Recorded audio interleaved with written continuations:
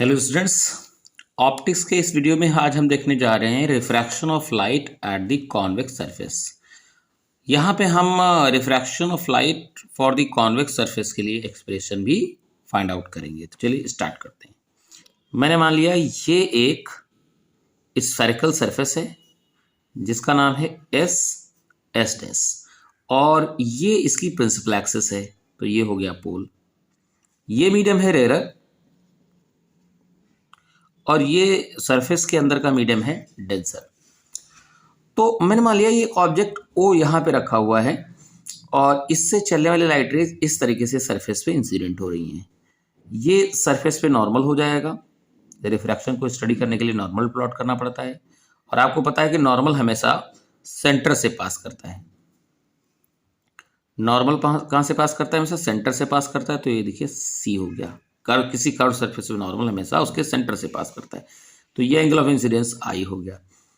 अब वैसे तो ये लाइट सीधे से निकली चली जाती है, लेकिन रेयर से डेंसर जा रही है तो नॉर्मल की तरफ हल्की सी बेंड हो जाएगी इस तरीके से,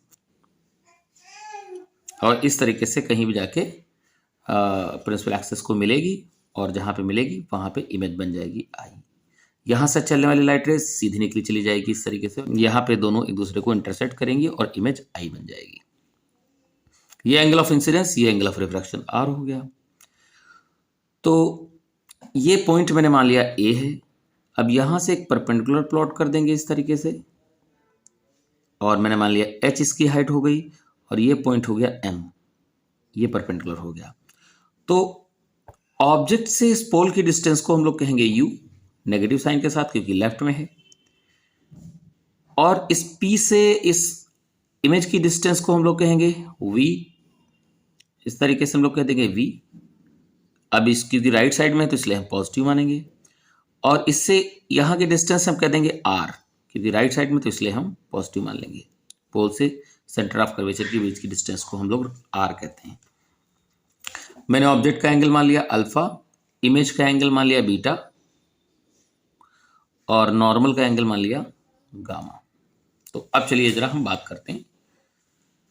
हम लोग जो है रिफ्रैक्शन का फॉर्मूला डेराइव करने जा रहे हैं, तो इसके लिए पहले हम आई निकालेंगे, फिर आर निकालेंगे, फिर स्नेसा लगा देंगे। तो आई निकालने के लिए आई मतलब एंगल ऑफ इंसिडेंस किस में मिलेगा? एंगल ऑफ इंसिडेंस हमेशा क्या होता है? इंसिडेंट रे और नॉर्मल के बीच का एंगल होता है। तो यानी हमें ऐसा ट्रायंगल लेना है जिसमें इंसिडेंट रे और नॉर्मल हो। तो देखिए जरा, इंसिडेंट रे ओ ए हो गया और नॉर्मल ये ए सी है, तो देखिए ओ ए सी ट्रायंगल ले लेना है हमें। तो हम बात करेंगे in triangle O A C. O A C triangle में ये आई क्या है? ये आई क्या है? एक्सटीरियर एंगल है, बाहर का एंगल। तो आपको पता है कि अगर कोई एक्सटीरियर एंगल होता है तो ये एक्सटीरियर एंगल अपने दो इंटरनल एंगल्स के सम के बराबर होता है। ट्रायंगल में अगर कोई एक्सटीरियर एंगल बनता है इस तरीके से, जैसे ये एक्सटीरियर एंगल बना, तो अब अगर मैं ऐसे इसको बढ़ा दूं तो ये एक्सटीरियर एंगल जो है अपने सामने के दो इंटरनल एंगल्स के सम के बराबर होता है। तो जैसे देखो, ये एक्सटीरियर एंगल आई मान लो हो, ये इंटरनल एंगल अल्फा और ये हो गामा। तो अब ये आई किसके बराबर होगा? ये आई बराबर हो जाएगा अल्फा प्लस गामा के। तो ऐसे तो है, यहाँ पे देखो ए ओ सी ट्रायंगल में अंदर देखो जरा, ओ ए सी ट्रायंगल के अंदर ये आई एक्सटीरियर एंगल है, किसके बराबर होगा? अल्फा प्लस गामा के बराबर होगा। तो हम कह सकते हैं I will be equal to alpha plus gamma. तो इस तरीके से हमने एंगल ऑफ इंसिडेंस निकाल लिया। अब हम एंगल ऑफ रिफ्रैक्शन के लिए ऐसा ट्रायंगल लेंगे जिसमें क्या हो? एंगल ऑफ रिफ्रैक्शन किसमें बनता है? एंगल ऑफ रिफ्रैक्शन हमेशा रिफ्रैक्टेड रे और नॉर्मल के बीच बनता है। तो हम ऐसा ट्रायंगल लेंगे जिसमें रिफ्रैक्टेड रे और नॉर्मल हो। तो रिफ्रैक्टेड रे कौन है? ए आई इज द रिफ्रैक्टेड रे, और नॉर्मल इसका कौन है? ए सी। तो ए आई और ए सी से बना हुआ ट्रायंगल क्या होगा? आई ए सी। तो ट्रायंगल हम ले रहे हैं इस बार आई ए सी। तो आई ए सी में बताओ जरा, आई ए सी के अंदर अब इस बार गामा एक्सटीरियर एंगल हुआ। तो गामा एक्सटीरियर एंगल हुआ तो इंटरनल एंगल कौन होंगे? बीटा प्लस आर, यानी कि हम एक्सटीरियर एंगल लिख सकते हैं बीटा प्लस आर। तो आर क्या आएगा? आर आएगा गामा माइनस बीटा। तो देखो आई भी आ गया, आर भी आ गया। तो प्रीवियस प्रूफ के तरीके से अब हम स्नेल्स लॉ अप्लाई कर देंगे। तो बाई स्नेल्स लॉ क्या कहता है कि sine I upon sine R is equal to mu. अच्छा, पतले सरफेस के लिए फॉर थिन सरफेस मैंने बताया था, थिन सरफेस के लिए आई और आर बहुत छोटे होंगे। प्रीवियस प्रूफ में मैंने बताया था, अगर आपको इस चीज़ में प्रॉब्लम आ रही है तो पहले मेरा प्रीवियस प्रूफ देख सकते हैं। पतला सरफेस के लिए, अगर ये सरफेस पतला हो तो ये आई और आर बहुत छोटे होंगे, और बहुत ही छोटे एंगल पे साइन की वैल्यू उस एंगल के बराबर होती है। साइन और टैन में ये प्रॉपर्टी होती है कि अगर कोई एंगल अल्फा बहुत छोटा हो तो अल्फा को टैन अल्फा लिख सकते हैं, बीटा अगर बहुत छोटा हो तो बीटा को टैन बीटा लिख सकते हैं, और अल्फा को टैन अल्फा भी लिख सकते हैं और अल्फा को साइन अल्फा भी लिख सकते हैं। छोटे एंगल पे टैन और साइन की वैल्यू उस एंगल के ही बराबर हो जाती है। तो अब यहाँ पे बताओ जरा, अब क्योंकि ये एंगल छोटे होंगे थिन सरफेस के लिए आई और आर, तो अब बताओ साइन आई को आई और साइन आर को हम आर लिख सकते हैं। तो उस केस में क्या बनेगा, उस केस में बन जाएगा sine i equal to i, यानी i upon sine r equal to r. तो ये इस तरीके से बन गया। तो हम कह सकते हैं आई इक्वल टू म्यू आर, है ना।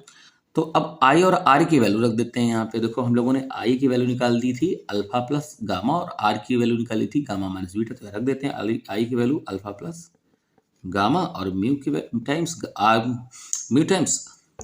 आर की वैल्यू क्या है, आर की वैल्यू है गामा माइनस बीटा। आई की value alpha plus gamma, r की वैल्यू गामा माइनस बीटा। तो let us open the bracket, you will be getting alpha plus gamma is equal to mu gamma minus mu beta. और simplify करने के लिए हम दोनों gamma एक तरफ कर सकते हैं, तो म्यू बीटा लेफ्ट साइड ले आए, तो म्यू बीटा और प्लस अल्फा पहले से है, और म्यू गामा और ये वाला गामा इधर ले आए तो माइनस गामा, इस तरीके से हो गया।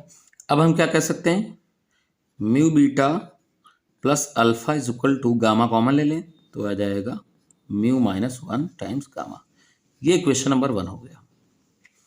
मैंने आपसे कहा था कि अगर सरफेस पतला हो तो क्या होगा, पतले सरफेस के लिए, अगर ये सरफेस पतला हो या स्मॉल अपर्चर का हो, इस तरीके से बहुत ही पतला सरफेस है, इस तरीके से अगर सरफेस है तो अब क्या होगा, अगर पतला सरफेस तो अब इसकी क्या होगी, अपर्चर भी स्मॉल होगी। अगर सरफेस स्मॉल अपर्चर का हो या सरफेस पतला हो तो उस केस में क्या होगा, उस केस में जो तुम यहाँ से ऑब्जेक्ट ले जा रहे हो और इस तरीके से इंसिडेंट एंगल होगा, और यहाँ इस तरीके से नॉर्मल पड़ेगा, और यहाँ से जब ए पॉइंट से जब परपेंडिकुलर ड्रॉ करोगे ऐसे, तो जब देखना ये परपेंडिकुलर ड्रॉ करोगे तो ये जो एम पॉइंट आ रहा है, ये एम पॉइंट पी पॉइंट के काफ़ी पास होगा।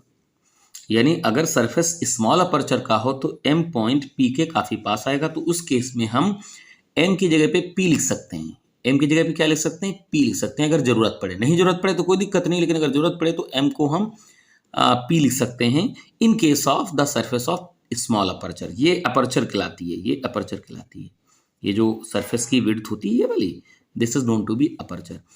तो अब हम स्मॉल अपर्चर वाले सरफेस के लिए एम और पी को एक ही जगह पे कंसिडर कर सकते हैं, यानी पी की जगह पे एम ले सकते हैं, और साथ ही साथ ये एंगल अल्फा बीटा गामा ये छोटे छोटे हैं, तो इसलिए हम अल्फा को टैन अल्फा, बीटा को टैन बीटा, गामा को टैन गामा कह सकते हैं, जैसा कि अभी मैंने बताया था। तो अब हम यहाँ कह सकते हैं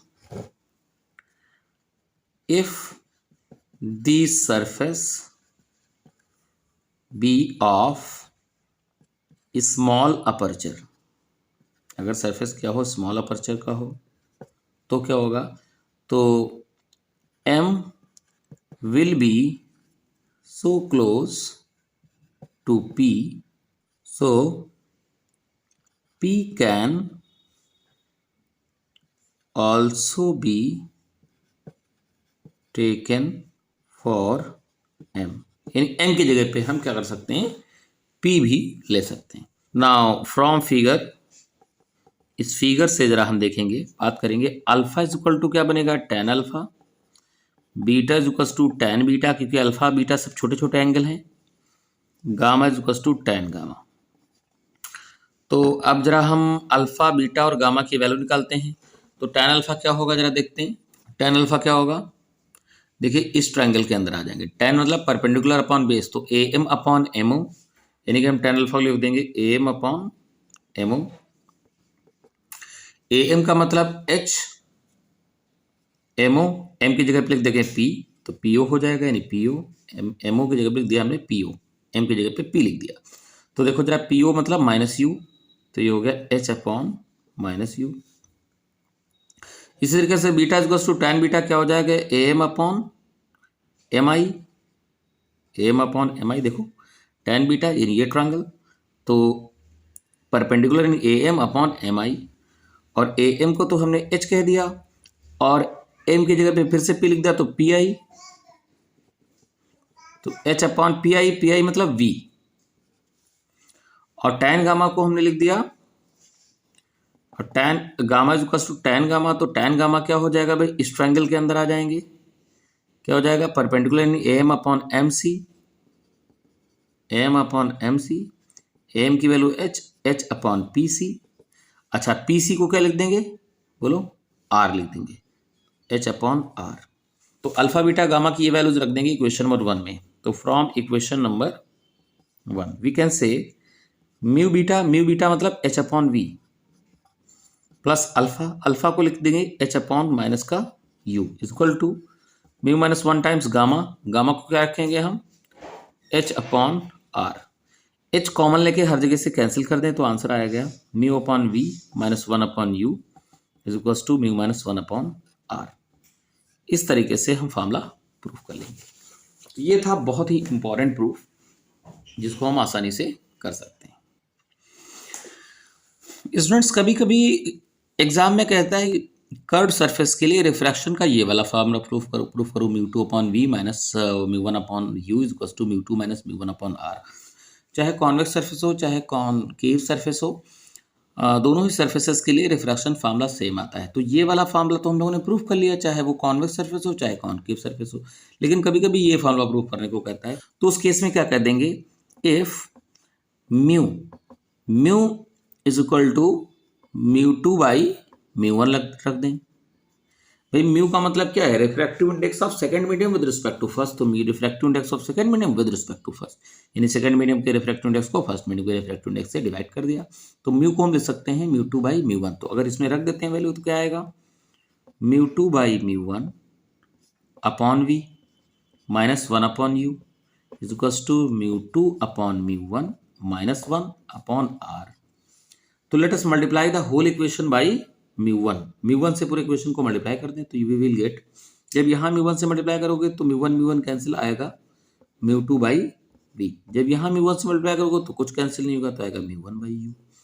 यहाँ जब म्यू वन से मल्टीप्लाई करोगे तो म्यू वन कैंसिल आएगा म्यू टू, और यहाँ जब म्यू वन से मल्टीप्लाई करेंगे तो कुछ नहीं कैंसिल होगा, म्यू वन आएगा अपॉन आर। तो देखा इस तरीके से हम यहाँ तक भी प्रूव कर सकते हैं। तो अगर खाली कहीं रिफ्रैक्शन का फार्मूला प्रूफ करो तो यहाँ तक सफिशिएंट है, लेकिन कभी कभी नाम देके कह देता है फार्मूला का, यानी ये वाला फार्मूला प्रूफ करो, तो in that case you will have to prove up to here. तो ये था refraction formula for a convex surface. तो आई थिंक आपको समझ में आ गया होगा। अगर आपको ये वीडियो अच्छा लगा हो तो मेरे चैनल को सब्सक्राइब करिए, वीडियो को लाइक करिए और इसे अपने ज़्यादा से ज़्यादा फ्रेंड्स में शेयर करिए और बने रहिए हमारे चैनल पे। तो मिलते हैं अगले वीडियो में। Thank you so much.